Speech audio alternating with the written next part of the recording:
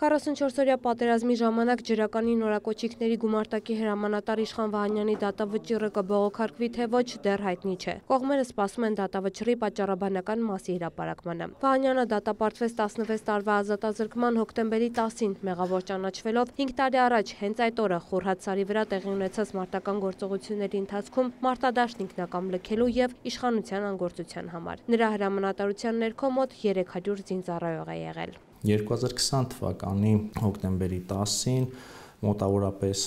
կեսօրին հակառակորդի հանկարծակի հարձակում է իրականացվել ուսումնական գումարտակի ստորաբաժանման կողմից զբաղեցրած բնագծերի ուղղությամբ եւ այս պայմաններում անհրաժեշտություն է առաջացել Իշխան Վահանյանի համար որպես գումարտակի հրամանատար իրականացնել իր պարտականությունները։ Կայուն անընդհատ կամ օպերատիվ կերպով իրականացնել իր ենթակա զինծառայողների ղեկավարումը, նահանջի անհրաժեշտության դեպքում պարտադիր ստանալ վերադաս հրամանատարի թույլտվությունը, սահմանել այն բնագիծը, որտեղ պետք է նահանջի տվյալ ստորաբաժանումը, հրամանատարի ժամանակավոր բացակայության դեպքում իր պարտականությունների կատարումը թողնել տեղակալին, այդ թվում ղեկավարման կարևորագույն օղակներից կապի միջոցը։ Սրանք նորմատիվ իրավական ակտերով սահմանված պարտականություններից մի քանիսն են, որ պետք է կատարեր Վահանյանը։ Մենք որևէ փաստական տվյալ ձեռք չբերեցինք, որ Իշխան Վահանյանը կատարել է իմ կողմից նշված այդ նորմերով սահմանված պարտականությունները եւ օգտագործելով Խորհրդ սարում տեղի ունեցած մարտերի ժամանակ աճ ազդրի շրջանում ստացած թեթև ծանրության աստիճանի մարմնական վնասվածք ստանալու հանգամանքը թողել է մարտադաշտը եւ առանց որևէ կոնկրետ խնդիր առաջադրելու տեղափոխվել է եւ բուժում է ստացել համապատասխան կայազորային զինվորական հոսպիտալում։ Հրամանատարի մարտադաշտը լքելու հանգամանքը անկանոն իրավիճակ է ստեղծել։ Դատաքննության ընթացքում տուժողները եւ վկաները նշել են, որ տեսնելով հրամանատարի հեռանալը, իրենք բարոյահոգեբանական ծանր վիճակում են հայտնվել։ Նրանք նշեցին, որ տեղյակ չեն եղել, թե որ ուղղությամբ պետք է կատարվի նահանջը, տեղյակ չեն եղել այն մասին, որ Հադրութ քաղաքում տեղակայված է կամ գտնվում է արդեն հակառակորդի ստորաբաժանումներ եւ դրա արդյունքում ստորաբաժանման մեծ մասը գնացել է Հադրութի ուղղությամբ։ Հակառակորդի հետ մարտերի ընթացքում զինծառայողների մի մասը զոհվել է, մի մասը գերեվարվել, մյուսների գտնվելու վայրն անհայտ է առ այսօր։ Իսկ արդյոք նորակոչիկները պետք է մասնակցեին մարտական գործողությունների։ Ծնողների կողմից մշտապես բարձրացվել է այդ հարցը եւ բնականաբար պատշաճ քննության առարկա է դարձվել։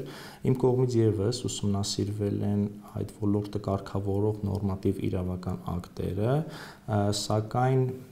որևէ արգելք նորակոչիկներին մարտական ծառայության ընդգրկելու վերաբերյալ չկա։ Բնականաբար հասկանալի է, որ նորակոչիկները իրենց մարտական պատրաստվածության վիճակում համեմատելի չեն, ավելի երկար ժամանակ ծառայած զինծառայողների հետ, բայց փաստը մնում է այն, որ նման արգելք չունենք։ Միակ արգելքը դա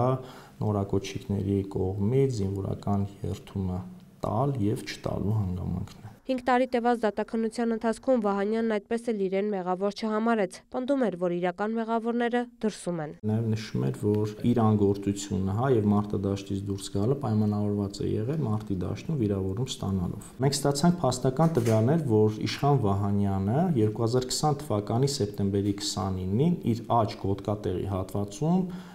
եւս ստացել է բեկորային վիրավորում եւ դատաքննության ընթացքում նաեւ հարցաքննեցինք համապատասխան բժիշկ մասնագետների եւ այդ բժիշկ մասնագետները նշեցին, որ այն մարմնական վնասվածքները, որոնք ստացել է Իշխան Վահանյանը, թե 2020 թվականի սեպտեմբերի 29-ին եւ թե 2020 թվականի հոկտեմբերի 10-ին չեն զրկել նրան ինքնուրույն գործելու, քայլելու կամ իր գործողություններն առհասարակ ղեկավարելու ունակությունից։ Սակայն առաջին վիրավորման դեպքում Իշխան Վահանյանը տեղում ստացել է առաջին բուժօգնություն եւ շարունակել է իր պարտականությունների կատարումը։ Երկրորդ դեպքում որոշել է, որ պետք է բուժումը շարունակի զինվորական հոսպիտալում։ Դատաբժշկական փորձաքննության եզրակացությամբ հիմնավորվել է, որ երկու մարմնական վնասվածքներն էլ նույն բնույթի եւ նույն ծանրության աստիճանի։ Հիմա հարց. կարող էր արդյոք Իշխան Վահանյանը շարունակել իր պարտականությունների կատարումը ինչպես դա արել է 2020 թվականի սեպտեմբերի 29-ին։ Կարծում եմ, այո։ Ըստ դատախազի դատարանում 4 տասնյակից ավելի վկաներ եւ տուժողներ են հարցաքննվել եւ այդ ընթացքում որևէ փաստական տվյալ, որը կհիմնավորեր Իշխան Վահանյանի հակափաստարկները, ձեռք չի բերվել։ Վահանյանի նկատմամբ վերջնական պատիժ է նշանակվել 11 տարի 10 ամիս 4 օրը։ Մեղադրողը 18 տարի էր պահանջել, տուժող կողմը առավել խիստ պատիժ։ Դատանը նաեւ լրացուցիչ պատիժ էր նշանակել Վահանյանին զրկելով մայորի զինվորական կոչումից։ Թե մեղադրող, թե տուժող եւ թե պաշտպանական կողմերը լուրերի հետ զրույցում ասացին, բողոքարկելու հարցը կքննարկեն, երբ ստանան դատական ակտը։ Տաթև Խաչատրյան, Մհեր Կիրակոսյան, լուրեր։